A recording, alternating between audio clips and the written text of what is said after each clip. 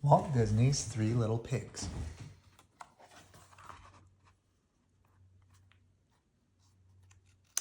Adapted by Milt Banta and Al Dempster. Once upon a time, there were three little pigs who went out into the big world to build their homes and seek their fortunes. The first little pig did not like to work at all. He quickly built himself a house of straw. Then off he danced down the road to see how his brothers were getting along. And as he danced, he sang, "I built my house of straw, I built my house of hay. I toot my flute, don't give a hoot, and play around all day." The second little pig was building himself a house too. He did not like to work any better than his brother, so he had decided to build a quick and easy house of sticks. Soon it was finished too. It was not a very strong little house, but at least the work was done, and now the second little pig was free to do what he liked. What he liked to do was to play his fiddle and dance, so while the first little pig tooted his flute, the second little pig sawed away on his fiddle, dancing as he played. And as he danced, he sang, "I built my house of sticks, I built my house of twigs, with a hey-diddle-diddle, I play my fiddle and dance all kinds of jigs." Then off danced the two little pigs down the road together to see how their brother was getting along. The third little pig was a sober little pig. He was building a house too, but he was building it of bricks. He did not mind hard work. He wanted a stout, strong little house. For he knew that in the woods nearby there lived a big bad wolf who liked nothing better than to catch little pigs and eat them up. So, slap, slosh, slap, away he worked, laying bricks and smoothing mortar between them. "Ha ha ha!" laughed the first little pig. "Oh, ha ha ha!" laughed the first little pig when they saw his brother hard at work. "Ho ho ho!" laughed the second little pig. "Come play with us," they called. But the busy little pig did not pause. Slap, slosh, slap went the brick on the mortar as he called them down to them. "I build my house of stones, I build my house of bricks. I have no chance to sing and dance, for work and play don't mix." "Ha ha!" laughed the two lazy little pigs, dancing along to the tune of the fiddle and the flute. "You can laugh and dance and sing," their busy brother called after them, "but I'll be safe and you'll be sorry when the wolf comes to your door." "Ha ha!" laughed the two little pigs again, and they disappeared into the woods, singing a merry tune.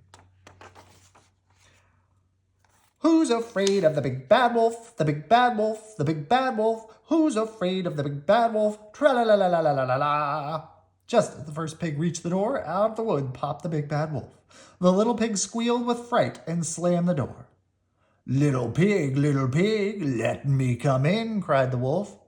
"Not by the hair of my chinny chin chin," said the little pig. "Then I'll huff, and I'll puff, and I'll blow your house in," roared the wolf. And he did. He blew the little straw house all to pieces, and away ran the little pig to his brother's house of sticks. No sooner was he in the door when there was a big bad wolf. But of course the little pigs would not let him come in. "You fool! I'll fool those little pigs," chuckled the big bad wolf to himself, and then he said out loud, "Those little pigs are too smart for me. I'm going home." He started off towards the deep woods, but he did not go far. He hid behind a big tree. Soon the door opened and the two little pigs peeked out. There was no wolf in sight. "Ha ha ha! Ho ho ho!" laughed the little pigs. "We fooled him." And then they danced around the room, singing gaily, "Who's afraid of the big bad wolf? The big bad wolf, the big bad wolf. Who's afraid of the big bad wolf? Tra-la-la-la-la-la-la-la." Soon there came another knock at the door. It was the big bad wolf again, but he had covered himself with a sheepskin and was curled up in a basket, looking like a little lamb. "Who's there?" called the second little pig. "I'm a poor little sheep with no place to sleep. Please open the door and let me in," said the big bad wolf in a sweet little voice.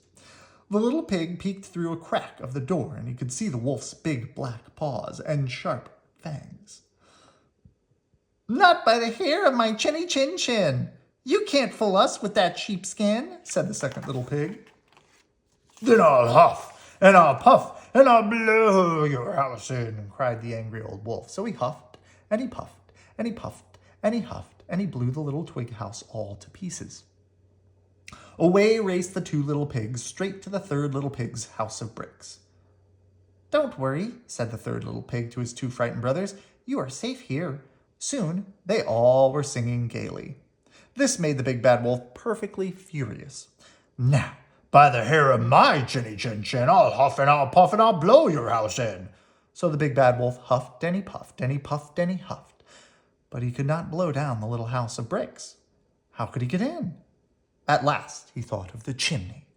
So he climbed quietly, and then with a snarl down he jumped, right into a kettle of boiling water. With a yelp of pain, he sprang straight up the chimney again and raced away from the little house as fast as he could. The 3 little pigs spent their time in the strong little brick house singing and dancing merrily, and the big bad wolf never came back again. Good night. I love you.